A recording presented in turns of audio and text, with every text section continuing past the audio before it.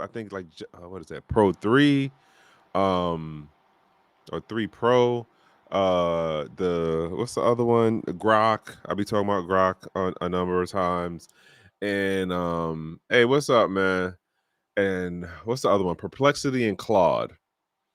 And so I am messing with them in order to try to figure out how to mess with the algos, right? Huh. Yo, did my mic just cut in? Please tell me my mic did not just cut in. I don't even know. Damn, I hope not. But anywho, I'm Trek with 2Ks. I'm gonna get into some things that scratch my brain, and we gonna go from there. Right? We gonna go from there. So let me swap. Nope. I don't know why I keep touching that one because that is not even the one. All right. So this first joint that caught my attention, which was more like I think that was last week. So this is the Robinhood joint. So basically, Robinhood is saying, let me read the post. As I've always talked about, Woo Blockchain is one of these accounts that I follow in regards to news stories, and I stay away from the price talk stuff. It's more about the hey, what are they saying as it relates to something technical or fundamental within relation to the crypto space and its development. So, according to Cryptopolitan, Robinhood announced a 3-phase plan to gradually enable permissionless access to tokenized stocks. In the final phase, users will be able to withdraw tokenized equities to external wallets and use them freely across DeFi applications, including as collateral for lending and other on chain activities. So now that I read it again, I'm actually curious on the end of, hey, what's going on, Perspective?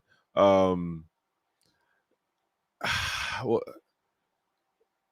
okay, so Robinhood says we're going to make. Wait, hey, wait. What part are you saying yes to? Okay, I'm gonna say, yeah. What's up? Yeah, I'm late too because I was messing around. You know what it is. I'm always like, I have the idea to start at a certain point, and then like I get caught up in looking into the articles, and then I was having a whole back and forth with Grok about two of the stories that I was covering, and I'm gonna get into those when I get to those stories because Grok was doing some is a couple of things that I noted on how Grok is moving. Right. So what did I say? Yo, only Bitcoin. It was like 7 minutes of silence. Jesus. I don't understand. The mic was on, yo. I don't even know what happened. The mic was on.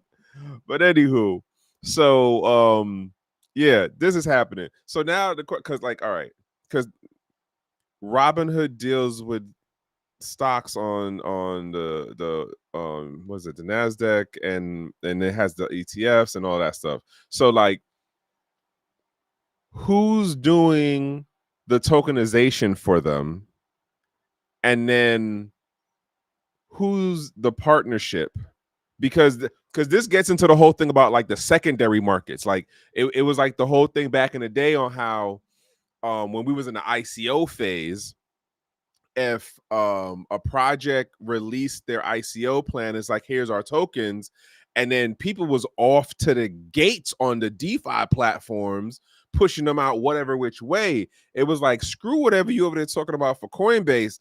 I could do some stuff over here on this DeFi platform, right? I don't see that being this, but it makes me wonder like where is the trade fi side of the agreement as far as Wall Street is concerned, that because remember, like you don't actually hold the stocks, right? So now you're going from you don't hold the stocks to that you're going to get a tokenized financial instrument, a digital financial instrument that you are allowed to take and put into your personal wallet that then you can go into other DeFi platforms, quote DeFi platforms, right? Like sushi swap, like Aave and all of those. Yeah, bro, I'm telling you. But watch, when I get into the thing about what Grok was doing that I've been noting with all of these updates, and pretty much a lot of them are doing the same thing, and I'll get into it.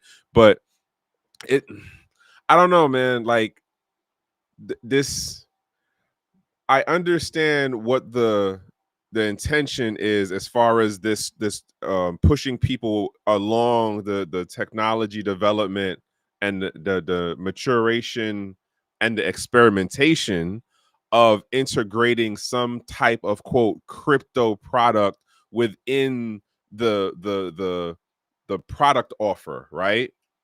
So it's like, oh, well, I just want to be safe and get regular stocks, and I'm just letting it sit on Robinhood and do. This product, as tokenizing stocks, is going to change how the let's say this get adopted onto Webull. It makes it with Robinhood, Webull, and like yes, yes, exactly. Like the whole the yield farming and stuff like that. But like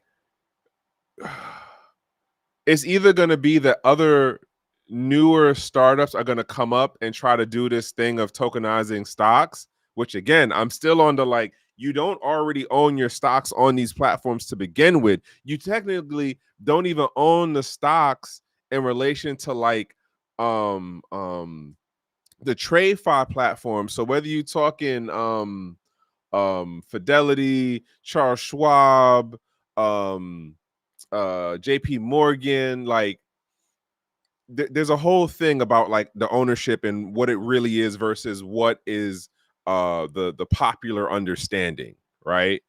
And it's not what most people think, especially in this day and age, right?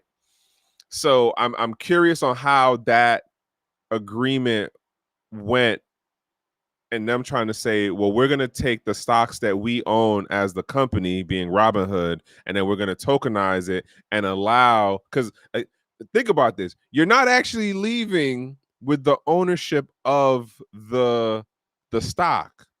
You're leaving with a derivative on top of the stock to go do whatever you do with it. But I imagine you're only going to be able to do it in a controlled secondary market, because Aave is a controlled secondary market. So is Sushi Swap and like the other quote DeFi platforms. I'm doing the rabbit ears and I'm saying quote for a reason. If you know, you know, right? So yeah, and then the other part of like, if this gains enough popularity and can and again, we're moving in the bigger picture, we're moving in a way where um I mean, yeah, but like you're not looking at it like that though. Or okay, that the average pajama trader ain't looking at it like that. It's like, yo, I'm able to like if this play is what I think it is, they're trying to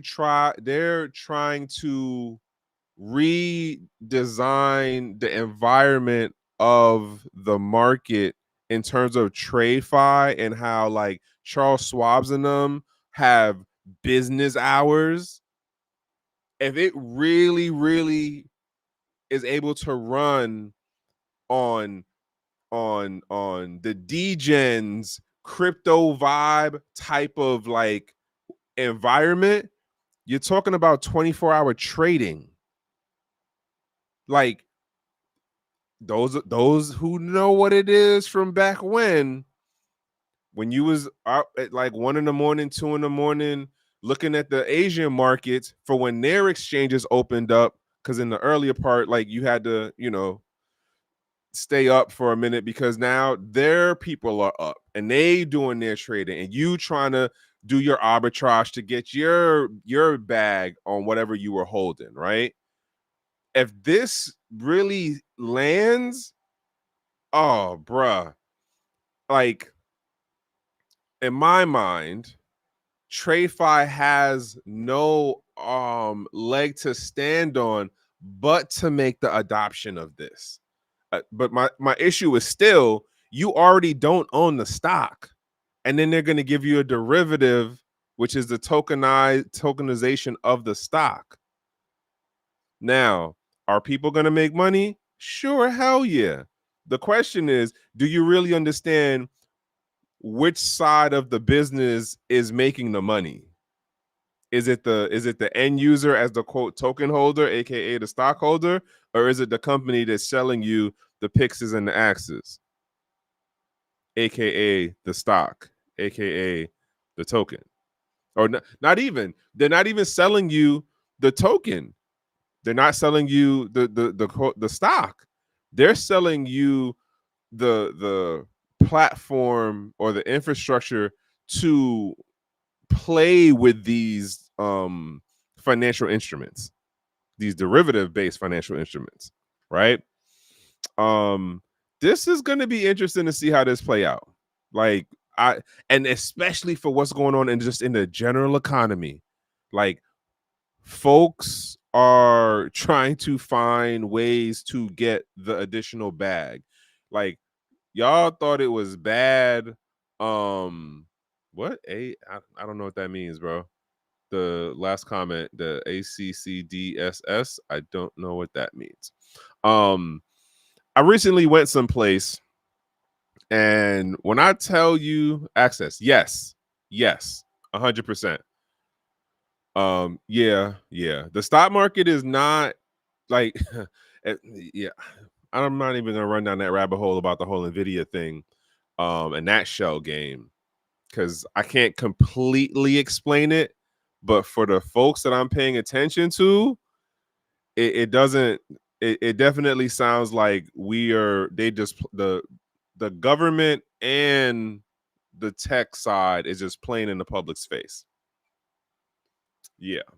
Um, but yeah, I just went to someplace warm, and it definitely blew my mind for how expensive things could be when you get outside of the US.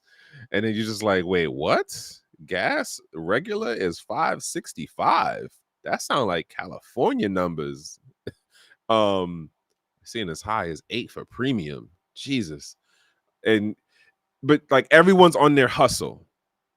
And I think with how I'm understanding what's going on now, like the ability and the way that we live our day to day. So case in point, like, people are holding on to cars longer. Has anybody else noticed how it's like there's more um speed cameras and construction site cameras around? And I think states are picking up that that's the new lick. And why is it the lick? Because you can get the local people, and more importantly, you get the people who are from out of town. And what are the odds that they're gonna come back and fight with the ticket? 8 times out of 10, they just gonna pay the ticket and call it a day. I remember, I think it was before COVID, like, there was a news thing that came out about, like, DC was making millions on their speed trap cameras on 295, and there's another place I can't think of, but like, millions. And it then came out that majority of the people they was making the money off was the people that didn't live in DC. It was the people passing through DC. I'm just saying, one of those things that I've noted, that I be seeing more speed cameras around from, the different places that I run up and down in. Um, the cities in the states are picking up. They trying to get the bag every which way off out of the people. All right, so this other story here, moving on. So if you don't know, like, if you're trying to get a second citizenship or a residency, um there's like X amount of ways you can do it, right? And it varies as far as the cost per country. If anybody's aware of like the Nomad Capitalist, he just did a video the other day. He said that he was closing down part of his business that is operated out of Dubai. And he said because of some of the thing that they did with their taxes, if anybody was paying attention to that. So like that, yes, that, yeah. So where I'm going with this one, like if you don't know, it's usually either you invest a large amount of money, minimum has usually been around a 250K marker nowadays. So like maybe the last like 5-ish, 6-ish years, that's like been the minimum of wherever you go. Sometimes it could be as the, well, actually no, the Caribbean has the lowest, which was like 150K per person last year. Some of the European countries have it where you can do you have to start a business and then you have to hire locals. You can't like start the business and what? Yeah, what's going on? That I'm dying with the name though. I'm dying with the name, right? Um, Cash App. Cash App gonna do it too. That's what I'm talking about. So it's gonna be one of those like Cash App, Webull, Robinhood. They're gonna be the spearhead tech companies, the fintech companies, and I'm trying to think of like who else. Like Venmo might drag their feet on it. PayPal will probably drag their feet on it, but like Cash App, Robinhood, and everybody forgets about Webull. Those will be the spearhead. But it's going to be interesting to see how that plays out, like, 27, 28, down that part of it. But yeah, so back to this, right? So now I happen to go, like, I see initially I'm scrolling through and I see this and I'm like, huh, wow, okay, what's going on there? So I just skim on the initial text and then I just bookmark it. I'm like, all right, I'll get into this later. So then I get into a whole back and forth earlier today about this post with Grok. And so Grok is trying to tell me that this company, okay, so basically it is Bitcitizenship, which is also called like Bitcoin Italia, and it's headed by this person named Alexandro. And I'm gonna throw this person's name out, and I don't know the context of how this was mentioned, but in the back and forth with Grok about this article, and as I've said, I think that Grok for the LLMs is the expert because of how it sits with the data, in connection with the data on X, aka Twitter. And so we'll see. We'll see on that one. We'll see how this plays out. But folks, with year-round trend,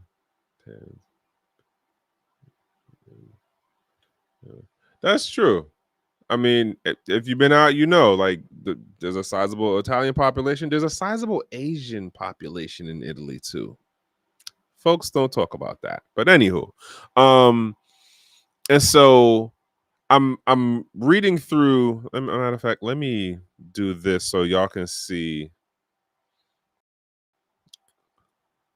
All right. So now this is the whole thing, and I'm not even gonna bother to read this whole thing as far as like how they're breaking it down. But basically, when I initially saw this, I thought it was like, hey, give 250 worth of of Bitcoin and you can get this citizenship. That's not what's going on here at all.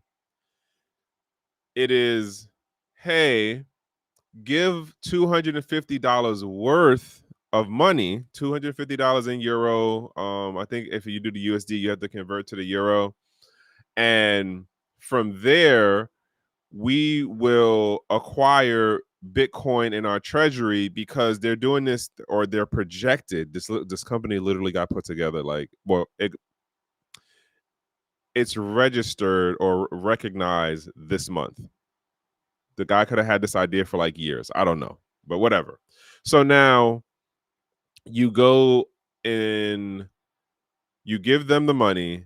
They acquire the Bitcoin because they're doing layer 2 staking and some other stuff. And I literally was like, wait a minute. So you're telling me that they're doing layer 2 stuff that's proof of work? No, proof of stake. It's not proof of work. It's proof of stake. And there apparently are a number of companies or platforms that would allow you to do non-custodial Bitcoin staking with them as proof of stake platforms. And I said, hold on, like, what is literally? I said, like, what are the name of the companies? So I go through. A matter of fact, let me? Where are you? That's what I'm looking for. Come on, open up. All right, so where's the one? Okay, this is the one. This is the last one I was asking about. So let me go down because it listed the companies, and honestly, I think the only one I heard of was Core, because all the other companies are like started this year, last year, right? So I'm like, this is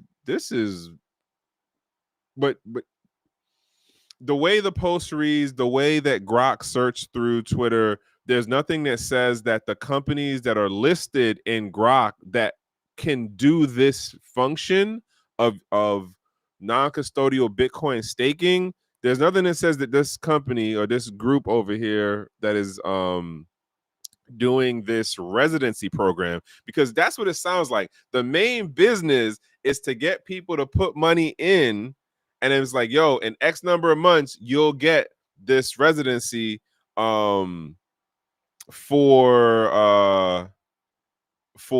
Italy, and they're saying like within 3 months, which is like interesting. Like, if I'm curious as to what the setup is and who the in plug is for this person to say that we can get you this residency, not citizenship thing within, where was it?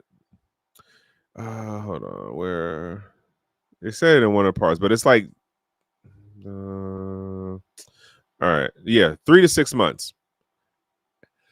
And it's like, okay, that's going to be interesting. And apparently they already raised like near a couple million or something like that. But the idea is pulling the money in the fiat, acquire the Bitcoin through the staking and through other kind of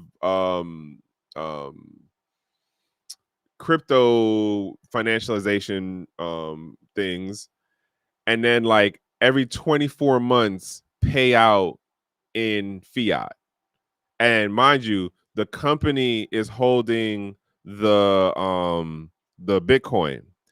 What got me was Grok was trying to tell me that this is in line with the ethos of Bitcoin. And I said, hold on, that don't make no sense, because according to the white paper, it was about a peer-to-peer, which means it was about the individual, not corporations, not LLCs, and not governments. And so then we go down that rabbit hole of, oh yeah, you're right.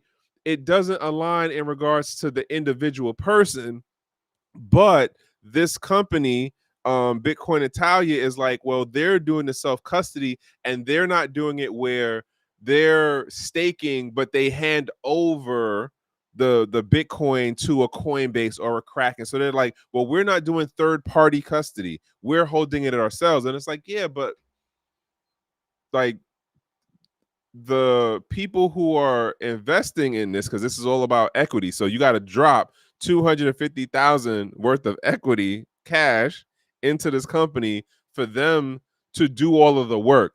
Don't get it twisted. Like, don't get it twisted in terms of I understand and I accept now that there are the community is not one large conglomerate of I believe in crypto this way. I believe in Bitcoin this way as a maxi or as I came in after 2019 and it's the only way. Like I get that part now. I accept it.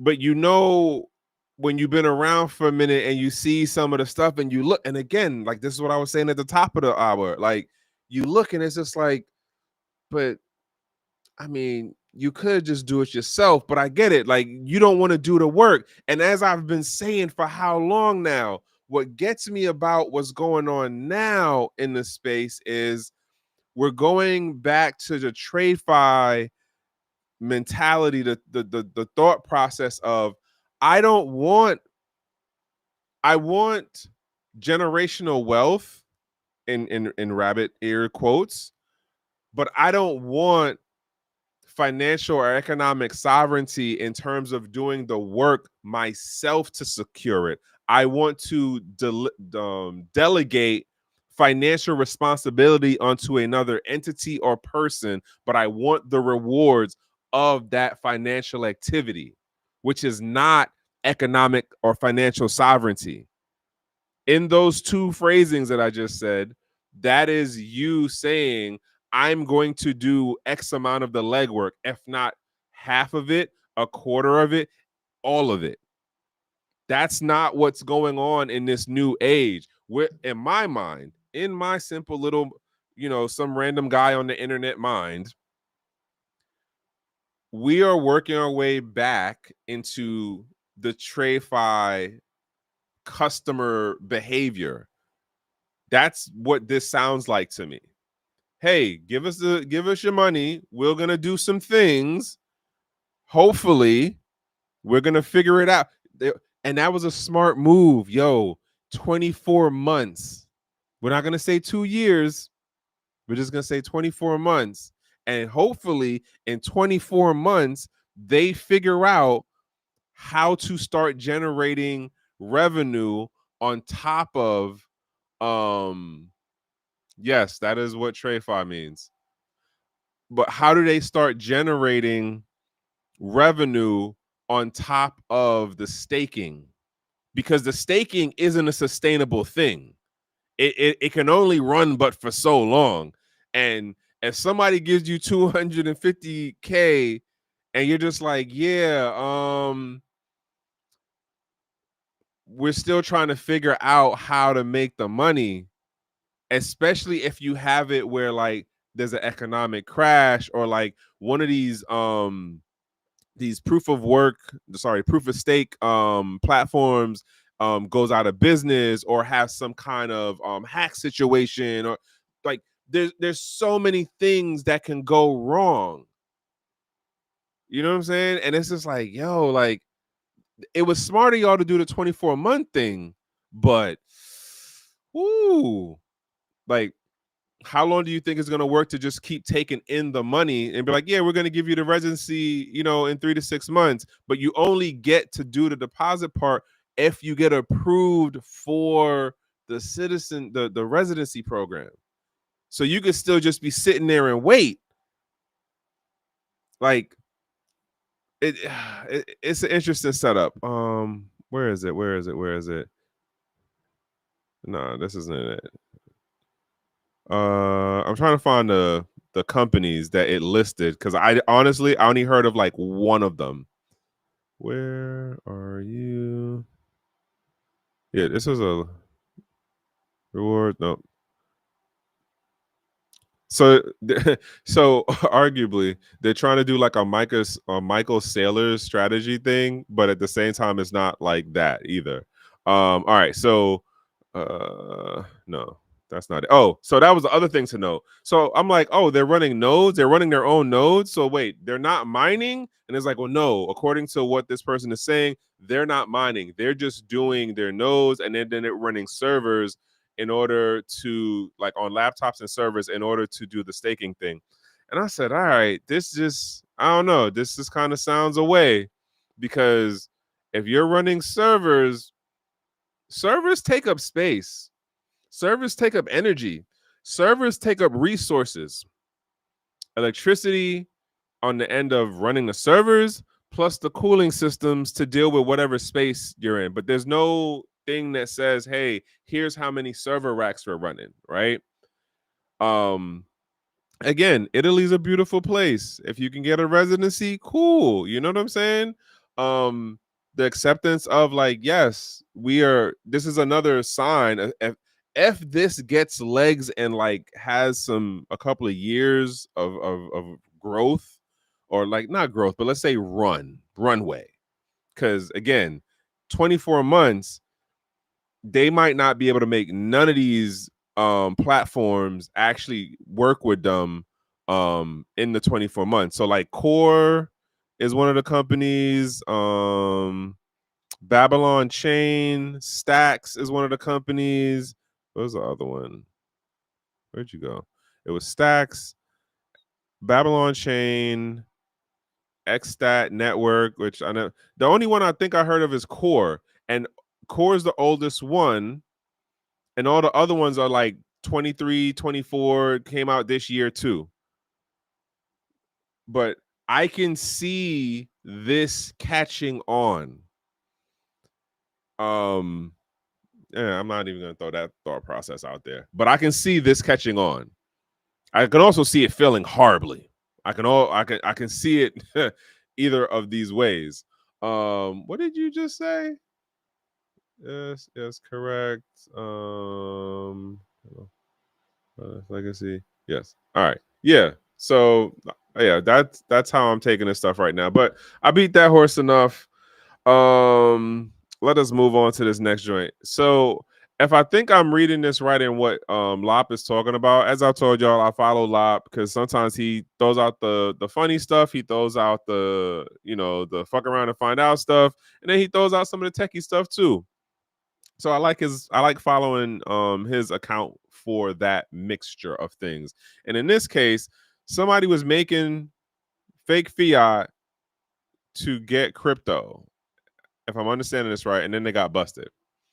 And yeah, it's like that. It is like that out here. What was the other one? I had wanted to listen to this. Oh, this joint right here. I feel like this is trying to sell the public on some BS. Um, I don't even know. I don't remember when I followed this account, but basically, Mike Alfred is like, breaking: Donald Trump, Scott Bassett, and allies are working on multiple step plan to bolster Bitcoin, MicroStrategy, and stablecoins while simultaneously defunding JP Morgan, the Fed, and U.S. banking capital to protect, no, sorry, U.S. banking cabal to protect U.S. citizens. The administration views it as a defining battle. Now, I don't follow this person's stuff enough to know if they're just being facetious or like tongue in cheeky right now in this post. But it's just one of those like, there were crypto folks out here who actually do believe this, though. I don't know if Alfred actually believes this, Mike. But there are folks who are on the like, nah, Trump and them is trying to work to do da da da, and it's just like, I don't know about that. That just sounds like hogwash. That just sounds like you're trying to gaslight people. I'm not accepting that one. Not accepting that one. And so, with that being said, hold on, let me move this over. There we go. So for those who can't see it, now you can see it, right? And if you do believe it, it's just like, what am I missing that this don't make no sense to me in what you're saying? Is it that I'm just too much in my crypto unk mentality? Is it that I'm not connecting the dots, or I'm like too old school. I don't know. Like, I think I pay attention to some relatively smart people when it comes to like this economic stuff, the financial stuff. And the way that those smart folks who are in the more traditional, financial worlds, and I cross-reference that with what I understand about crypto, and it's just like, okay, I can see why that perspective is there in regards to like how the Genius Act is a eventual setup to do some devaluing of the dollar, or the setup to export stable coins. Like, some of the stuff definitely makes sense to me. But to say like, hey, there is a conspiracy of Trump, Bassett, and other Bitcoin minded folks like Michael Saylor to undermine JP Morgan, the Fed, and the banking cabal. Like, damn, you gaslighting hard right there. Like, that's you out here really trying to get me to drink this. I, I lost the metaphor on that one. I'm sorry. All right, let me read some of these comments, because here y'all are just jumping in and out and saying stuff, and I'm trying not to look, because then I get distracted because of y'all. You know who you are. You know who you are. I appreciate y'all though. I said that the other day in my LinkedIn post. I appreciate y'all.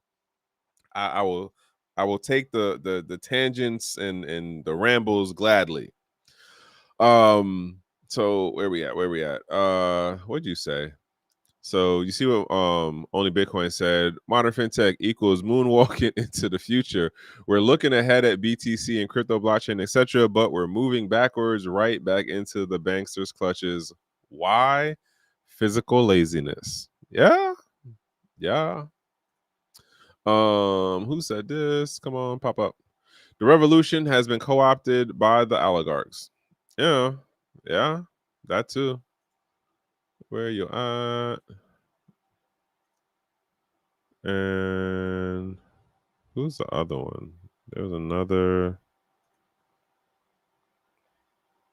joint that I was trying to get to. Why are we not moving? Oh, that's why. All right. What's the other thing? But yeah, buy Trump coin. Oh yeah, the way this Trump thing is going right now, him in the space is wild. Other news. Apparently, Apple will integrate Ethereum payments. I don't know when that's supposed to come out, but apparently that's in the news cycle, according to CoinVo. Right. So I guess we'll see how that really works, which is like, I don't know, like,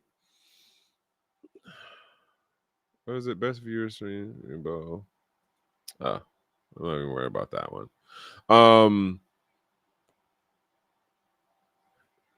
It plays into the tap and go, but it's like, why didn't y'all go with the Bitcoin first? And I kind of have a theory, but I don't know if I'd be right on this theory. I could be way wrong. Arguably, it is because Ethereum, the new Ethereum, is more controllable. And I'm gonna get into that distinction in a couple, because of this other story that I seen that I was just like, wait, what? How the hell? And again, Grok was trying to make it sound like, oh, well, no, this aligns with blah blah. And I said, nah, that no. Grok, there's definitely some biasness depending on how you prompt your statement or question, and then having to know enough to like prompted to cross-reference its information outside of Twitter, or know enough of a thing to be like, well, what about X, Y, and Z? Because I'm gonna get into it in a minute, but it definitely had me like that. Nah, that don't even make sense the way you saying that.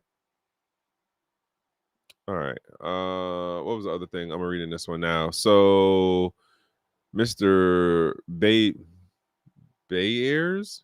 Baby ears? Is it baby ears or babe or bab ears? I'm not jabbing. I'm just curious on how is it like a pimp named Slickback? Like I say, it's Trek with 2Ks. Is it baby Mr. Baby Ears or is it Mr. Bab Ears? Either way, yeah. All right. So right now we could all do is position ourselves as best we can into a basement portfolio. There's always a new world power after the previous one. This is just try to delay the fall. Oh, the US is just trying to yes, 100%. 100%, man. P. Yeah, 100% on the delay. Like and then the funky part of it's just not going to play out the way folks project. Like there's a book called what is it, the Sovereign Citizen, the Global Citizen. I forget the exact title, and I read the book a while ago, and I was recently thinking about the book, and I was like, yo, I want to read that over again just to see like how much did it catch, as far as, because I think the book was written in the 90s and I read it in like the mid 2000s. So I'm like, from the 2012 to now, like how because I at least for what I remember, I think they were more, which is funny, they were more downplayed or anti on the China thing. But you know what?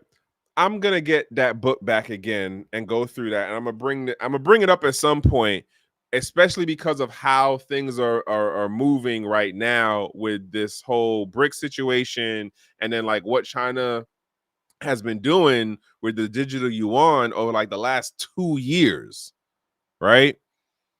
Um, yeah, that's gonna be a topic I'm gonna bring up at some point once I get the book and start going through it again. All right, other comment. So I just heard I just heard this in a space.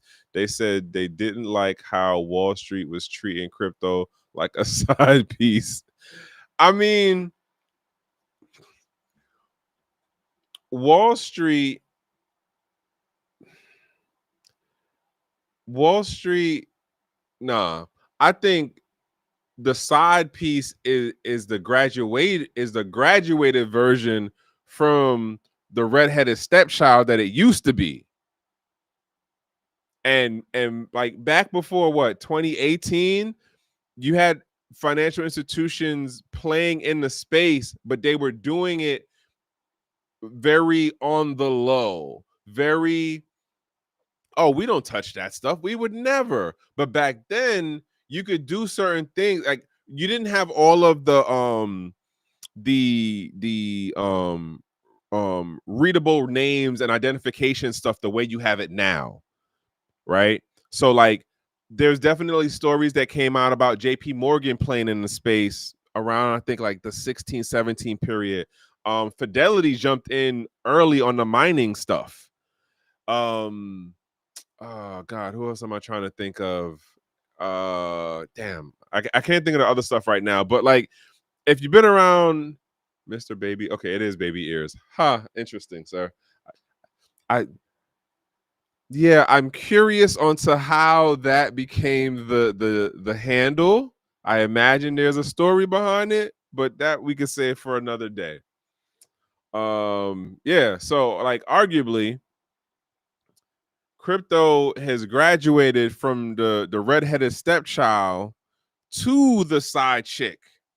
because the side chick still gets to be seen in public. The side chick still gets praised, even though it's not the same praise as the main, right? The side chick still gets some nice things.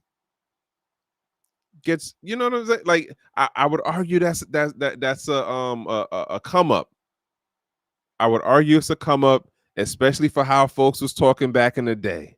Jamie Dimon, what's his name from PayPal, like Elizabeth Warren, and she's still on her damn thing too. So, but like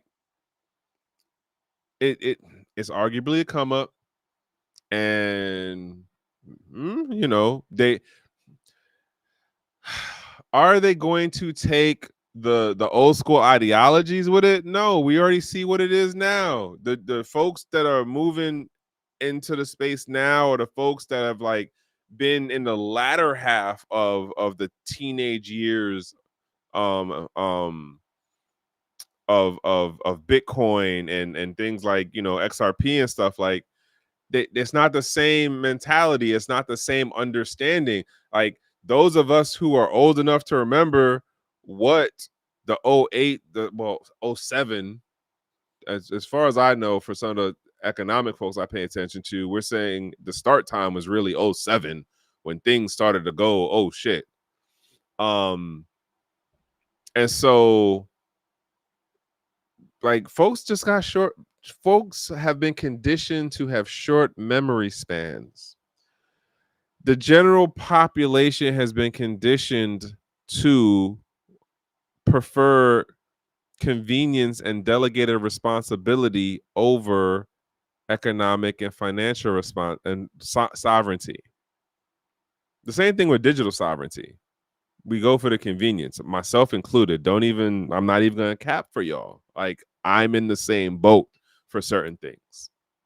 All right. Let me read what Mr. Baby Ears said. Physical gold, silver, BTC as a base. Then short them T-bills, real estate, cash, and eventually stable coins. Something like this. We use cryptocurrency to create a debasement portfolio. I'm not saying this is the financial advice that you should follow. I don't know what your situation is. I'm saying this as a non-CPA, non-lawyer, non-financial advisor. I'm literally just some voice you heard on the internet. Like, just remember that. I do have a CPA. His name is CJ, the smart guy. So when we get back into this tax season, and we'll see if the government actually still wants to be open at the end of January, I'm going to be pushing him heavy. Because if you in this U.S. jurisdiction, you got to cross your T's and dot your I's. Because when things start to get funky, what do they say? When empires start to die, they start to eat from what they eat. They eat from within, or like they destroy themselves from within. And it's usually within the financial realm of things, economic realm of things, where they start to feed on the most vulnerable. So that's the financial class who don't have the lawyers, who don't have the connections, who are not, right at the money printer, so to speak, the Cantillon effect, as the uneducated economist always talks about. And yeah, that's where we are. That's the side note ramble excursion. But yeah, let's get into another one. What is it? It's gonna come up. There we go. China's in the US in 57 out of 64 advances. And it's the second largest economy in the world. Soon, eventually be the number one largest economy. They have most of the rare earths and manufacturing. Yeah. Depending on who you're following and the metrics being used, arguably they're number one right now, depending on the metrics and who you're following and cross-referencing your information with.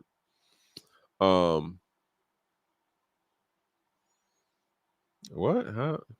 I don't know what you was wondering. My bad. Hold up. Okay. Yeah, you threw me off, only Bitcoin. You threw me off because I don't know what you were wondering. Oh, you cut the sentence. That's what happened. Okay, got it. Um, I have. Yes, that is another true statement. And the it's the funny part of like, it wasn't that we had to like twist their arm, right? And I like folks forget that I think it started either in the 70s or the 80s. I think it's no 80s. The what is it? The the Better Business Bureau. Was it the Better Business Bureau? It was one of the federal agencies or departments that like was literally giving people the how to's on how to outsource your business. And it was like, yo, if you take your business, if you take the manufacturing part of the business over here, you'll be able to have higher revenues because you're going to cut your costs for what it is here locally. And we were glad to do it. Like, all right, bet. Let's go for more money. Oh, the stocks is going to go up. The stocks is going to be worth more. Oh, yeah, look at the revenue. Look at us being in the green. It was, quote, the American dream. And we ran with it. And, now look at where we are for certain things. All right. So I used to wonder, how did the entire galaxy forget about the Jedi and the Force after only 18, 20 years? The Empire erased them to where most people thought they were a myth. Yo, that's true. I'm watching it in real life. Bruh, what did I say this the other day? Or no, that was damn. Did I say this the other day, last week? About how words cast spells and like that whole thing with using the right words to trigger people? Yo, oh my god, what is the name? Hold on. Now I gotta go look for this. Damn, now I gotta go look for this. All right, there, and I've been and yo, shout outs to 3D because 3D was the one who put me onto this. There is a anime that I am trying to remember the name of. Wait, who? I'm trying to think of who's the last person I sent this to. Um, what is going on? Okay, what is the name of this anime?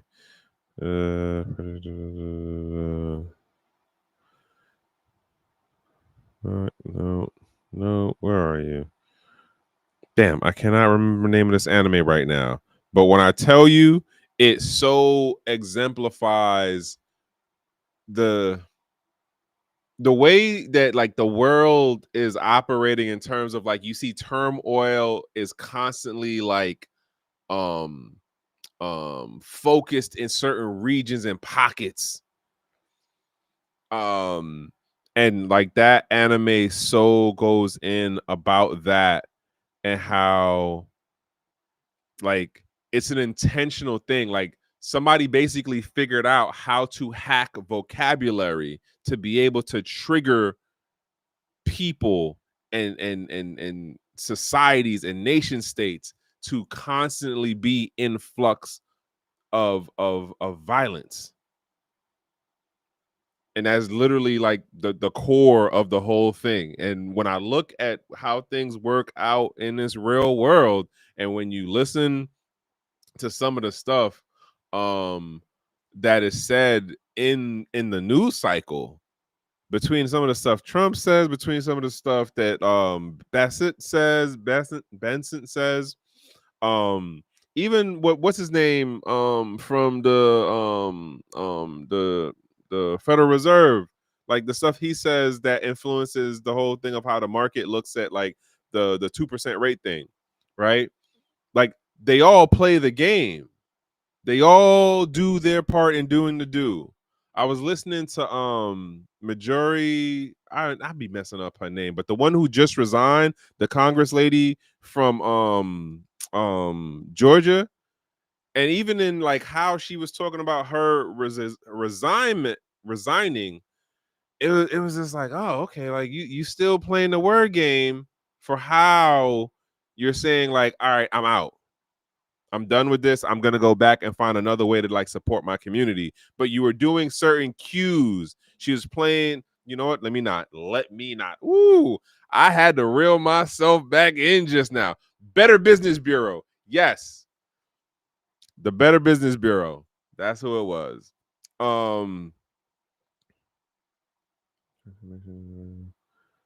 No. What is the name of this? All right. Damn, I thought this was the last person I sent it to, but apparently I was wrong. Yep, I was wrong. It wasn't the last person I sent it to. But anywho, moving on. So where am I going? Is that gonna do it? Nope, that is not what I wanted. That is not what I wanted. Oh, come on. Seriously?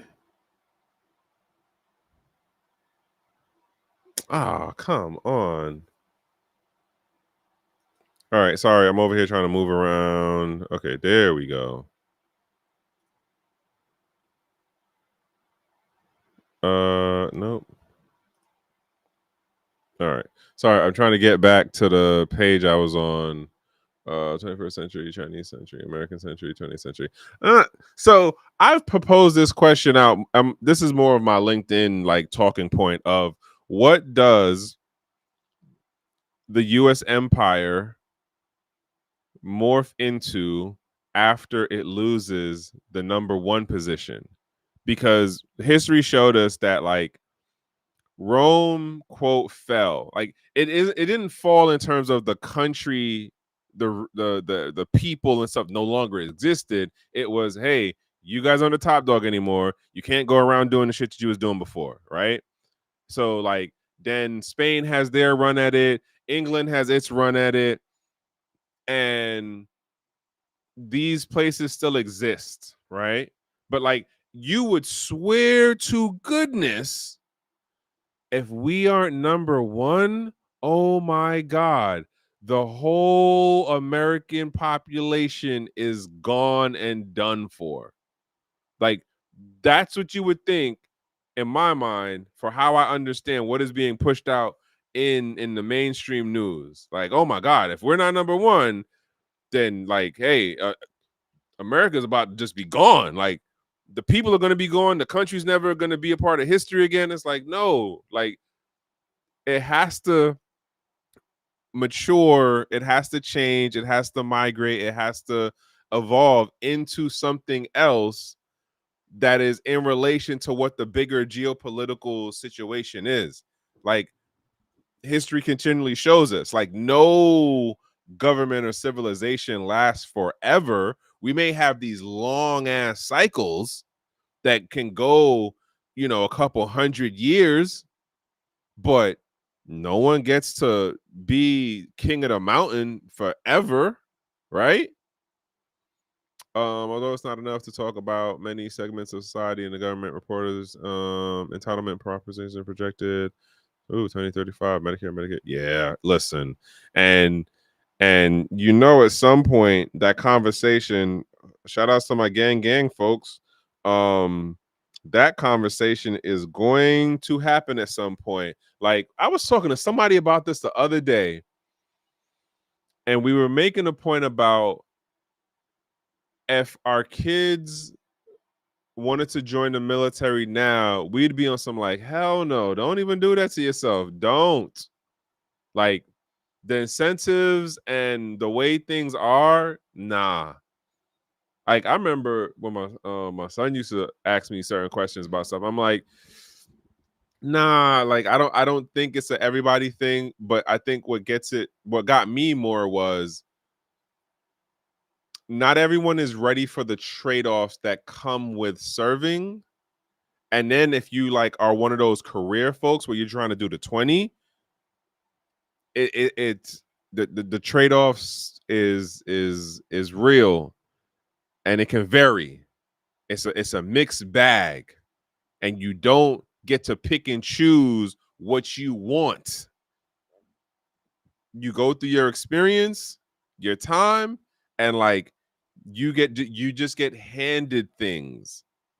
It's not to say that you can't, um learn discipline or like be better in physical shape and learn, leadership skills and better yourself in regards to academia, or like when you get out, you get like a contractor job or you get some like good paying figure job, but like that is not a guarantee for everyone. And then we're not even going to get into the things that like it can go as far as the physical and the mental side. Just saying. But anywho, right, back to what's going on here. All right, I found where I'm at. Oh, let me jump onto this one real quick before I get over to this other post. So I'm not going to play this video. I don't know how I am about those, but in this, Treasury Secretary said they are removing regulatory barriers for Bitcoin and crypto. The next 4 years are going to be wild. So he was saying at this American Bankers Association event that, again, as I forgot who said it, but like Wall Street is moving Bitcoin and crypto up from the redheaded stepchild to be the side chick, because they're lowering the barrier to entry to have TradeFi be able to do more stuff with the crypto, Bitcoin, stable coins, the other like main things.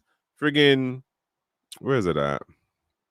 Going to this next story. Oh, shout outs to India. They're gonna host DEF CON 8, which is pretty dope. Man, if I could make that, I would so go out there for that. Not even gonna lie to y'all. Like, I would definitely go out there for that if I could. But who knows what life is going to be thrown at me by the time that happens. I don't know. Maybe might be a thing. I just want to throw that out there real quick. Shout outs to India for being the host for the next DEF CON. All right. So this is the other joint that I wanted to get into. This is not a price talk point, but it is a point. Here we come. Yeah, I don't know. I don't know. Maybe. Like, I don't think it would get to that point, but And hey, price cuddle. Okay. I don't know if it will get to that point. The world is becoming a multipolar world of multiple world powers. The USA can't compete with the global South. England held the number spot for 200 years. To your question, yeah. You know what I find funny about the current situation as far as this transition in this, in like the multipolar thing and the whole global South thing, is that when you listen to like our side here in the West and like the talking points that are sold to the public through the mainstream thing, unless you really understand or like you're really looking outside of the Western mainstream like news stuff, like you don't get that what's happening is we're being out capitalized. We're like capitalism. We're failing at capitalism, and we don't want to admit it to the American public that we're being beat at capitalism by a political system that for multiple generations we have told our home population is anti-capitalism, is anti prosperity of the people. Like, that's that when I tell you, like, I really be just laughing at myself about it. And it's like, but here we go, we about to like go through a whole nother round of putting in protectionist policies for our various industries. And don't get it twisted as far as like, oh well, you're not being pro-American and da da da. I make distinctions, and I promise you, like, nah, you're not gonna get the question me on that, especially because I know what I do on the gang side. And I'm not over here trying to say I'm like a super Joe. I'm not saying that at all. But if you haven't gone to that level, I just don't see how you can try to throw any shade at me.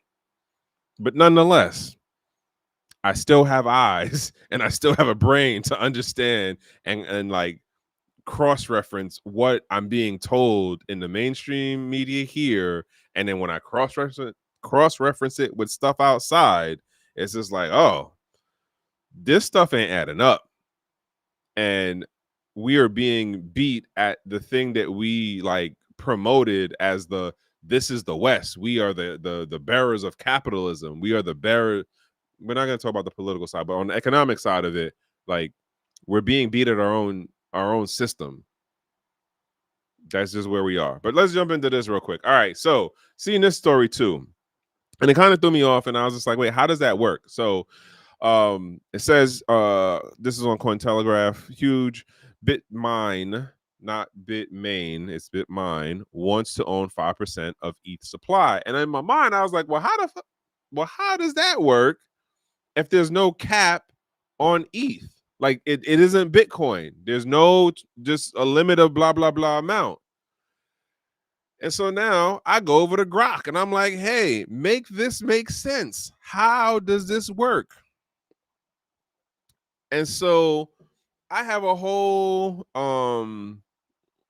back and forth with Grok about this thing. And again, it does this thing where like if you don't know a little bit of something to like throw out there to like get it to reevaluate a point, or you are pushing to counter a particular point, it'll just say stuff that's like, oh well, yeah, this, so here's the thing. Bitmine wants to have 5% of the total supply, which is like 2 something million of ETH. But apparently, like issuance wise, is one thing of how much is out there versus how much gets burned, right? For how the new structure works under the proof of stake with the last two major implementations, the IPs, right? And so in my mind though, I was like, but what's to say that it'll stick at 2 million in like 3 years? What's to say it sticks at 2 million in 5 years? It could go up, it could go down, right? Um, and for what we see happening right now, there's more burn than there is in issuance. But the way Grok tried to argue it was, the question I said was like, hold on, how well, the first question was, how is this possible if ETH has no cap? And then it tried to say that it's a deflationary mechanism. It's a deflationary crypto because of how the burn mechanism works, which I would argue different. So then one of the questions I had later was like, well, does this follow sound base economic principles? And it was like, well, yeah, because it goes into the whole supply and demand thing. I said that doesn't necessarily jive because where was it?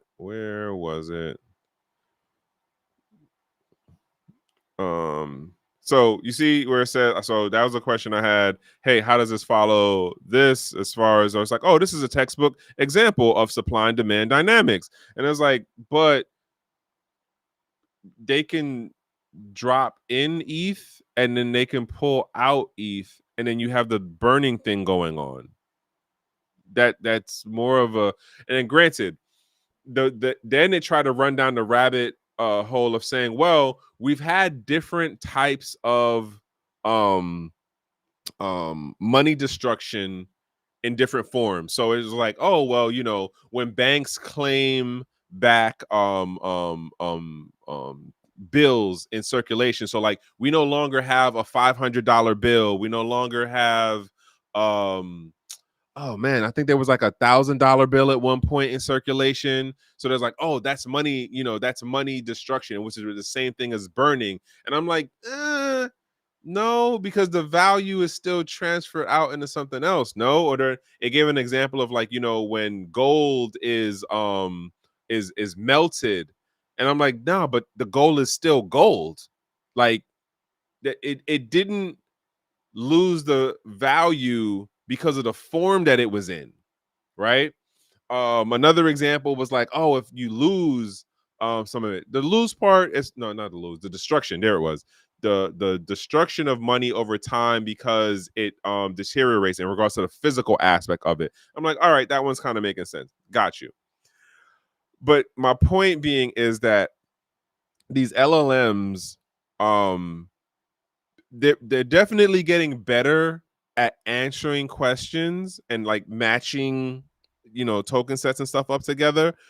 But the way it's very conversational. It's very what's the word? It's passive in the delivery of framing it in regards to this particular topic of how it is acceptable and makes sense that Ethereum, using the burn mechanism that it does, is following sound money principles, in particular of the supply and demand thing. And so what was the other thing I said after that? How does it follow basic principles? Burning existed. Okay, so I got into that whole part about the different things of how it existed. Oh, it even tried to say stock buybacks was a form of burning. And I'm like, how is stock buybacks a form of burning if all it is the company taking capital from the depositor, no, the stakeholder, the stock person, and then moving it around somewhere in the organization? Like, how is that comparable to burning, which is completely removed currently from the supply? That can't be the same thing. And then the other part of like, stock buybacks are a way to artificially inflate your stock value. Like, make that make sense.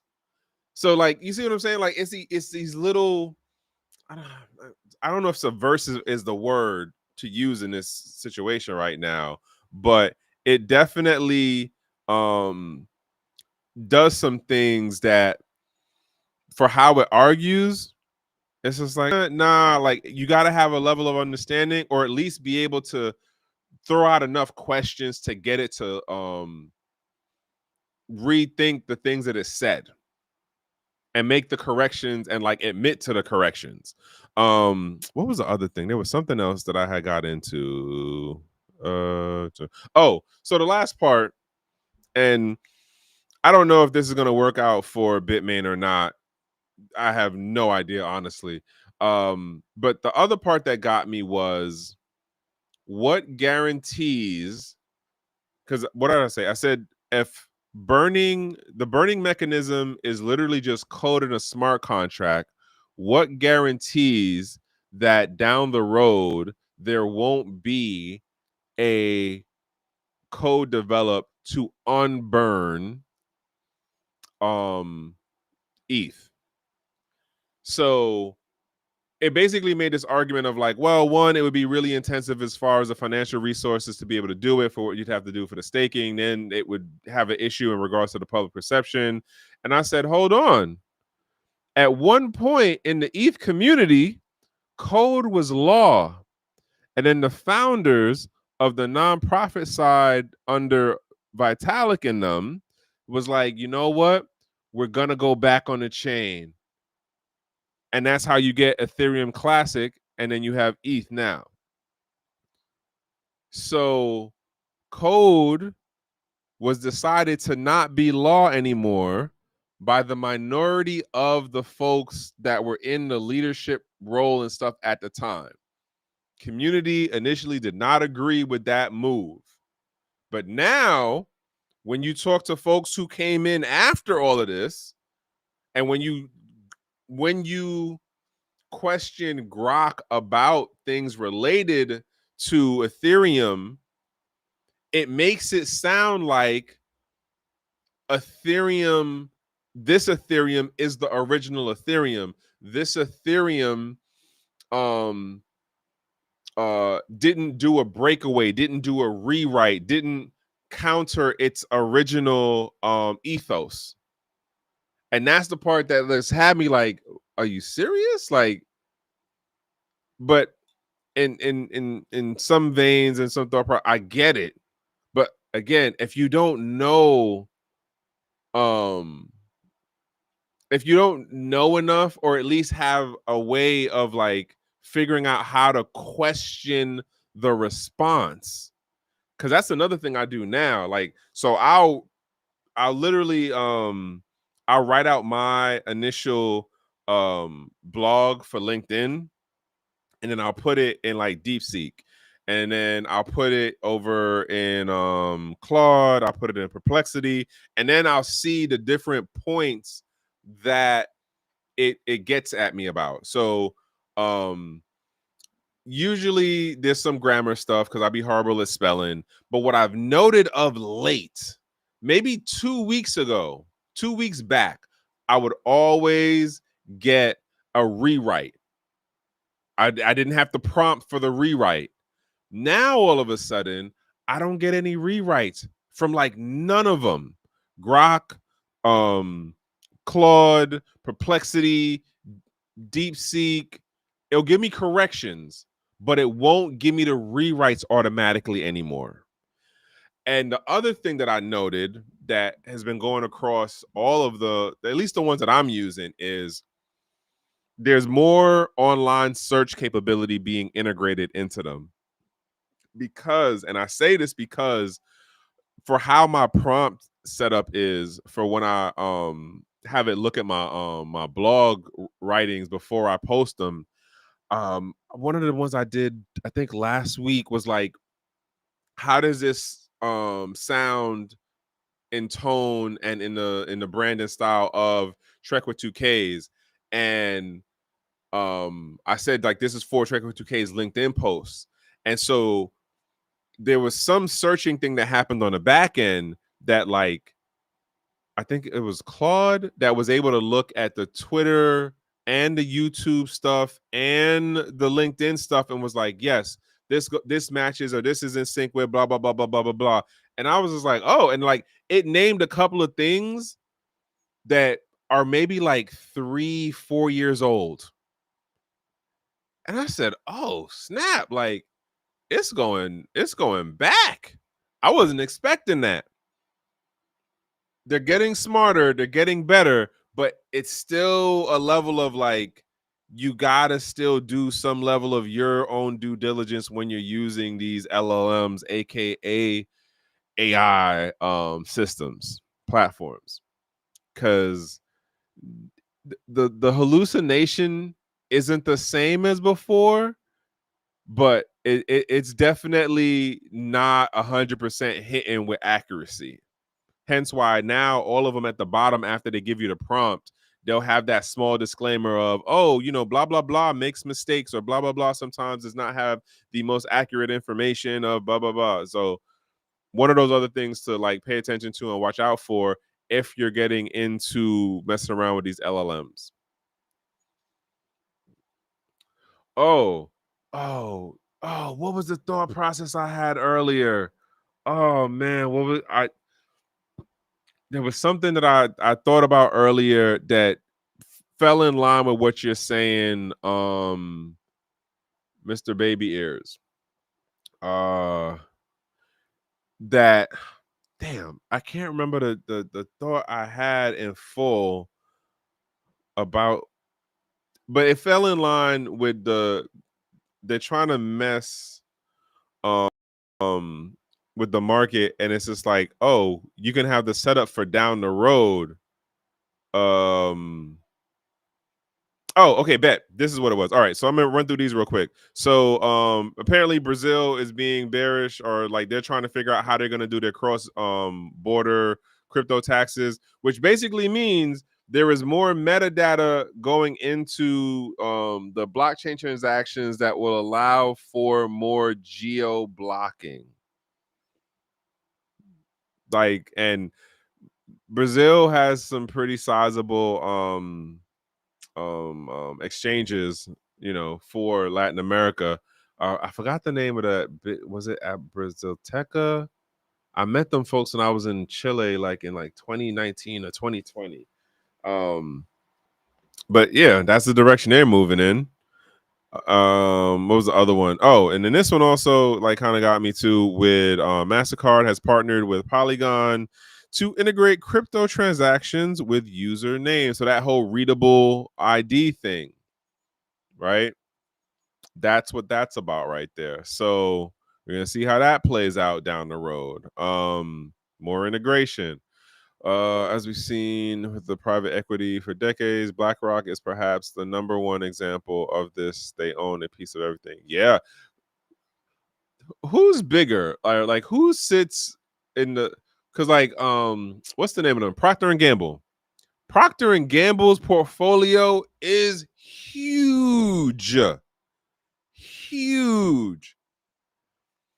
And most folks have no idea how much stuff is actually a part of the Procter and Gamble portfolio. What do they call it? It's the house of the branded. No, it's not a branded house. It's a house of brands.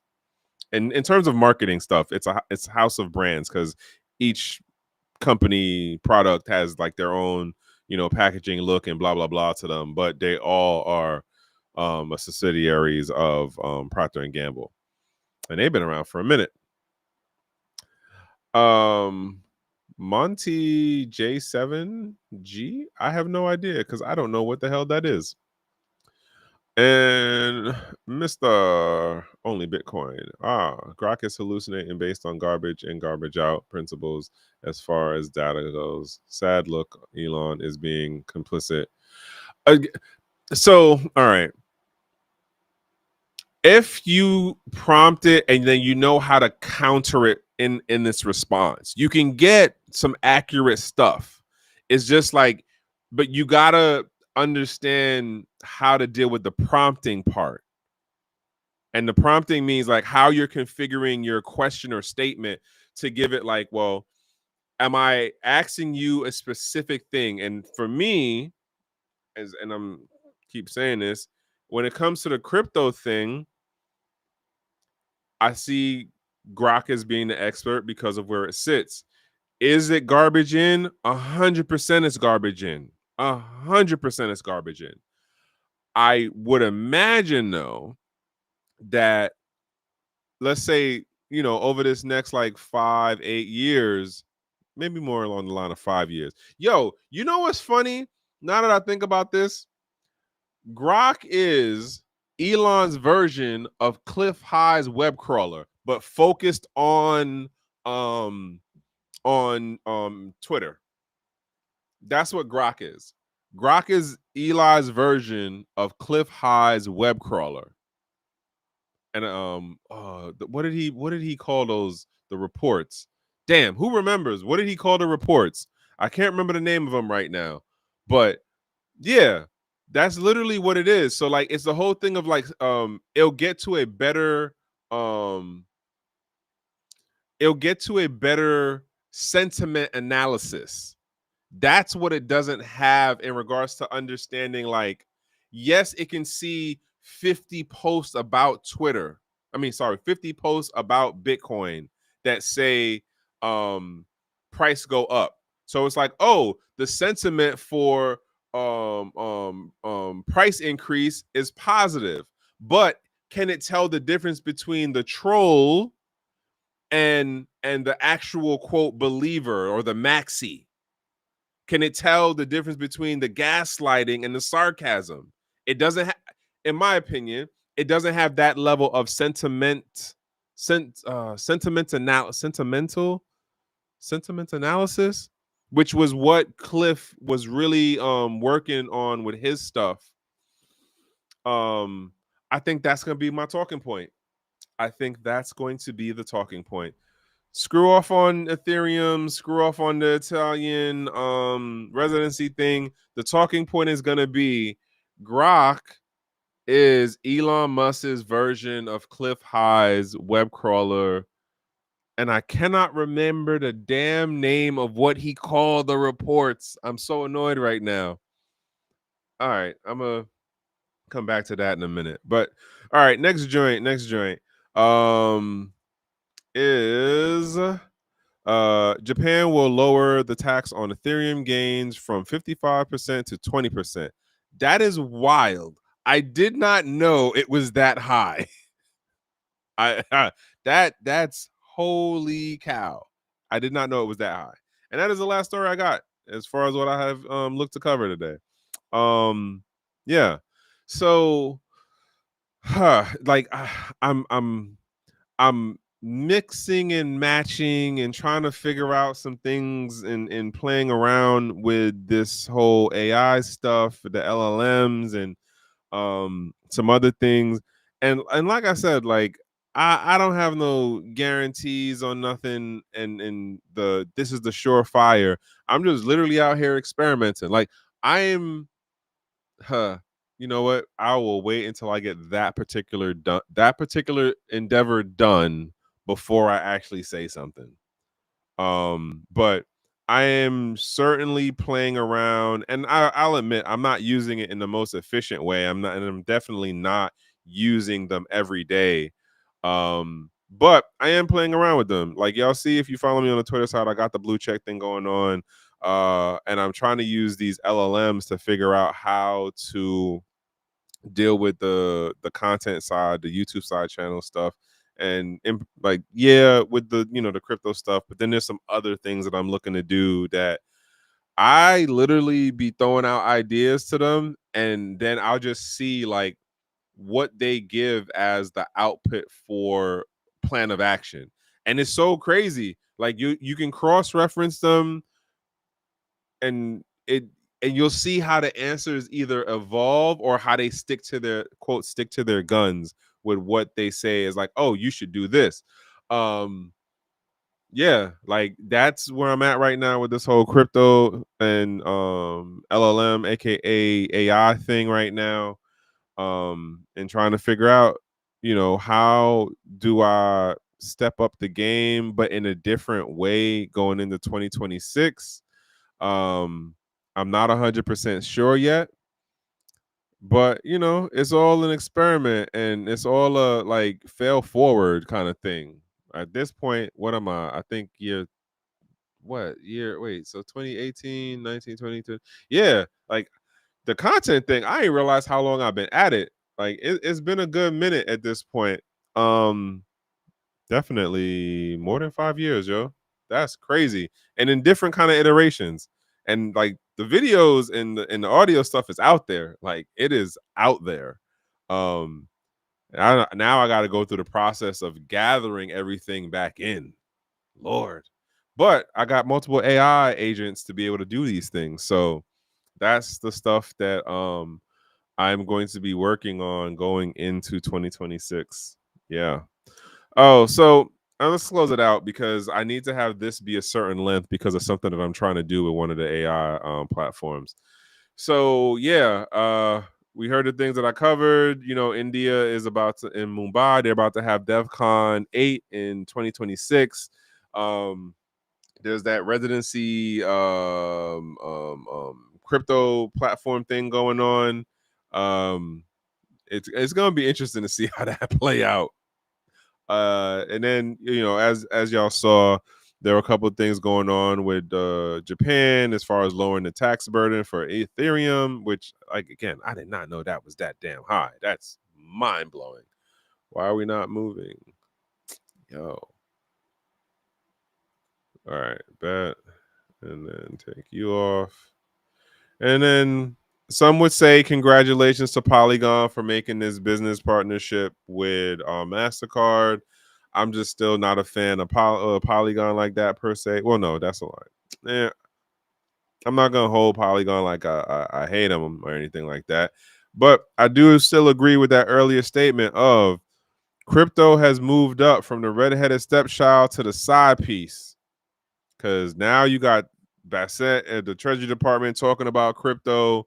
And so, yeah, seems like, joint done moved up to a different level, a higher level. Because now you're getting taken out in public. You're not everywhere in public, or we not everywhere in public, but you still out in public and you're getting praised here and there. So, yeah, arguably take it for what it is. As they say, better late than never or whatever. But yeah, So those are the things that have happened that scratch my brain. And and that Robinhood joint. I am very curious to see how this is going to play out on the what is it? The fintech side. Who's going to be the next company to follow what Robinhood is doing? Is it going to be a Venmo, PayPal, Cash App? Money's on Cash App. I don't. You know what? I might have to actually look at Weeble just to see, like, are y'all still alive? I don't know anybody who uses Weeble. But Weeble had they run during the early part of COVID. Weeble had they run. But yeah, so that's all I got for y'all. As I say, it's a Monday. Hopefully you got to enjoy your weekend. Hopefully you were in a state of peace, or you at least got to recharge the batteries from that long week that you had before. And just, check on your folks, man. Like, it's rough out here. It's rough out here, okay? And it don't look like it's gonna get any better anytime soon. So, as I say, from one human to the next, the best that I can wish you is to be in a safe place, in a safe space, and in good company. And that's what I got. So hopefully y'all have a productive of a busy week. And we'll see you next Monday. Check me out on LinkedIn side. It's Trek with 2Ks. Also, remember, I got my own channel thing. So if you could give a like, share a video, all of that other stuff. And then on the Twitter side, if y'all see something interesting, tag me in it. Trek with 2Ks all day, across all the platforms. If y'all see an interesting thing, if it's tag me in it. If it scratch my brain, I'll bring it up. Just saying. Just saying. All right, y'all. Have a good night. Check y'all out. And we out, y'all.